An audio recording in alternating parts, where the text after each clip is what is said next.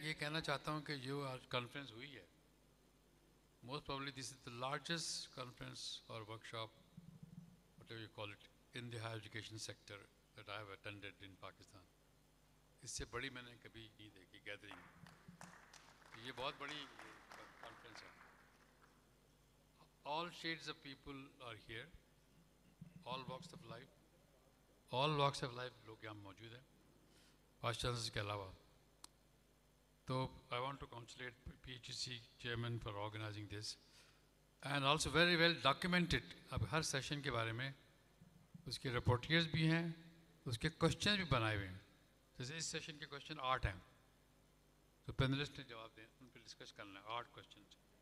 तो कुछ क्वेश्चंस को ऑलरेडी हमारे फॉर्मर चेयरमैन साहब ने कवर किया है, अभी कुछ और करने वाले हैं। मैं स्टार्ट करना चाहता हूँ कि मुझे सबसे बड़ा टेक अवे लेसन मिला यहाँ से, वो हम जो बार बार कहते रहते हैं कि universities are not autonomous. I fully agree, they are not autonomous, बल्कि उनकी ऑटोनमी और ख़त्म होती जा रही है। अभी रिसेंटली एक बनना पंजाब गवर्नमेंट ने लॉ डिपार्टमेंट ने पास किया law, each university must have at least 3 MPAs, जो पहले नहीं था। पहले कुछ एक्ट में था और बहुत में नहीं था। उनका हर यूनिवर्सिटी को 3 MPA लगाने पड़ेंगे, which is basically a question mark on the autonomy of the universities if you have 3 MPAs in the syndicate। हम ऑलरेडी पहले डिस्कस कर चुके हैं और इस पर एग्रीमेंट हो चुका था पिछले गवर्नर साहब ने कि हमें PHEC को ऑटोनमस बनाना है, अब यूनिवर्सिटी के सिंडिकेट को ऑटोनमस बनाना है और उसकी चेयरमैनशिप को वापस लानी वाइस चांसलर के पास। अभी तक चेयरमैनशिप नहीं, वो वापस उन्हीं के पास है, मिनिस्टर के पास। चीफ मिनिस्टर साहब चेयर करते हैं और वो ज़्यादातर चेयरमैन मीटिंग होती है लाहौर में, सिंडिकेट होती है चोलिस्तान की यूनिवर्सिटी के लिए मीटिंग होती है लाहौर में। इस शोज़ के दे के नॉट मैनेज इट, तो फिर ज़रूरत क्या होगा उसको जिम्मेदारी लेने की क्या ज़रूरत है।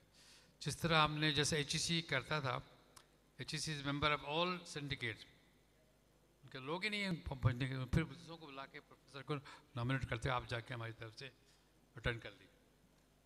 ये पंजाब में ये भी नहीं होता, किसी को नॉमिनेट भी नहीं करते जब तक खुद चेयरमैन साहब मिनिस्टर साहब तैयार नहीं होंगे, सिंडिकेट मीटिंग नहीं होगी।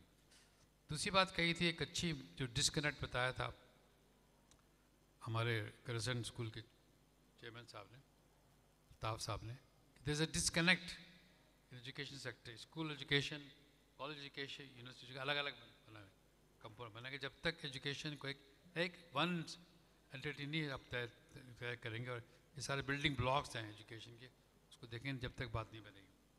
तीसरी बात मुझे अच्छी लगी जो 4th जनरेशन की बात की थी जनरल साहब ने।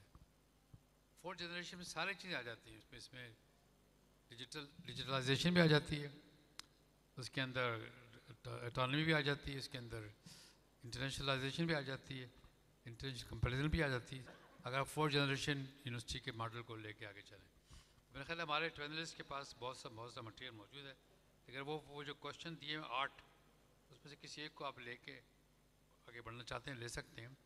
मेरा सबसे बड़ा क्वेश्चन वो है गवर्नेंस का, तो वो तो मैंने कहा गवर्नर का सबसे बड़ा इशू ऑटोनॉमी का।